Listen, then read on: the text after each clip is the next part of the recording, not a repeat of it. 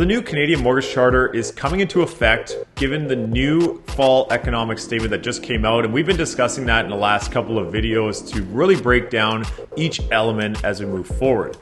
In this video, we're going to discuss what that new mortgage charter looks like, and especially going on the heels of the next couple of years, which the media has been all over, how payments will be increasing over the next couple of years for those that have a mortgage coming up for renewal. We're going to break down what exactly this new mortgage charter looks like and how it could help Canadians in the future. I'm Ouzas. I'm a realtor here in the Greater Toronto area. Love to hear your thoughts on if you think this mortgage charter is a great idea moving forward. And if you ever want to book in a call with me, click on that first link in the description down below. The last piece for this video, the new Canadian Mortgage Charter, which builds on the government's existing guidance and expectations for how financial institutions are to work with Canadians. These are including relief and ensure payments are reasonable for borrowers. Mortgage holders in financial difficulty on their principal residence can expect to receive fair, reasonable, and timely mortgage relief measures. So there's a few pieces here that I'd like to break down, and the first one is the ability to extend the amortization for those who are falling behind on their mortgage payments. I find some of these really interesting. The first one is that the lenders will be contacting people 4 to 6 months before the renewal. This typically makes sense. However, those lenders typically only hold rates for 90 to 120 days. Even though they'll be contacting people from 4 to 6 months before the renewal date, the interest rate that they're given typically won't be applicable on renewal unless there's some new rule where these banks can offer a rate 4 to 6 months ahead of that renewal time,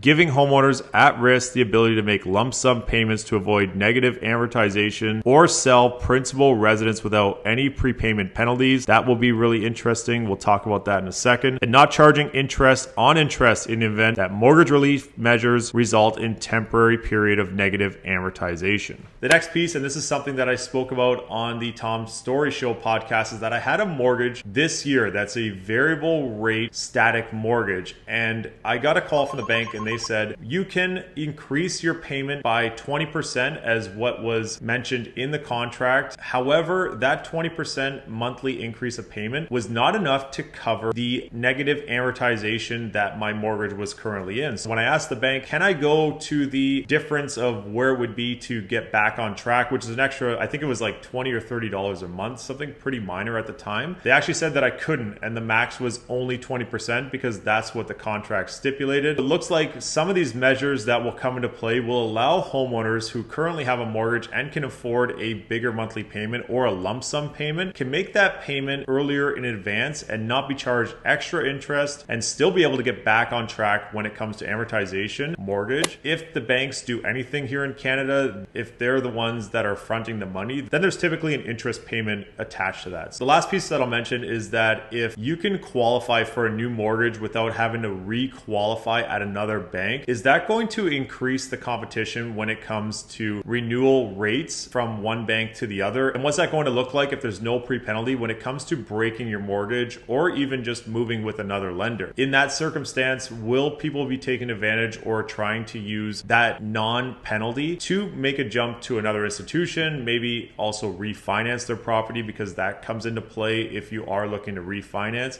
These will be things that need to be considered moving forward. So that's the new Canadian Mortgage Charter, and I'd love to hear your thoughts in the comments on what you think now after watching the video. I'm Ouzas. Thanks for watching.